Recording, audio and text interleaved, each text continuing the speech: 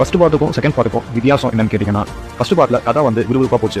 Second பார்ட்டில் கதை விறுவிறுப்பாக கொண்டு போகணுன்ற ஒரு கட்டத்தில் அவங்க நிறைய சீனை வந்து இழுத்துட்டாங்கன்ற ஒரு வருத்தம் எல்லாருக்குமே இருக்குது. ஆனால் இந்த படம் பார்த்தீங்கன்னா கண்டிப்பாக வந்து உலகநாயகன் கமலஹாசன் இந்த வயசுலையும் இந்த மாதிரி ஒரு கேரக்டர் பண்ணியிருக்காருன்னா அது ஆட்ஸ் ஆன் பண்ணி ஆகும். ஏன்னா அந்த ஒரு மேக்கப்பில் அவ்வளோ நேரம் அடித்து அவ்வளோ இது பண்ணுறதே ரொம்ப பெரிய விஷயம். அது அப்படியும் பண்ணியிருக்காரு. இந்த விஷயத்தை நம்ம பாராட்டி ஆகும். கடன் எடுத்துக்கிட்டிங்கன்னா 4 இளைஞர்கள் இருக்காங்க. 4 இளைஞர்களுக்கும் ஒரு கட்டத்தில் நம்ம நாட்டை மாற்றவே முடியாதா இந்த ஒரு சூழ்நிலை 4 பேருக்கும் வருது.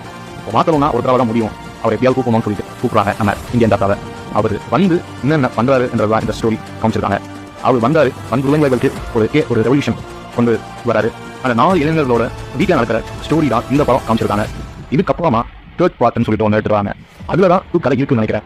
இதில் அதெல்லாம் அடங்கியிருக்கு. நான் தேர்ட் பார்ட்டுக்கும் இந்த படம் முடியும் போது கடைசியில் நீர் கொடுத்துருக்காங்க. நீரில் கையிலே கொடுத்துருக்காங்க தேர்ட் பார்ட்டு. அதுவும் பயங்கரமாக இருந்தது.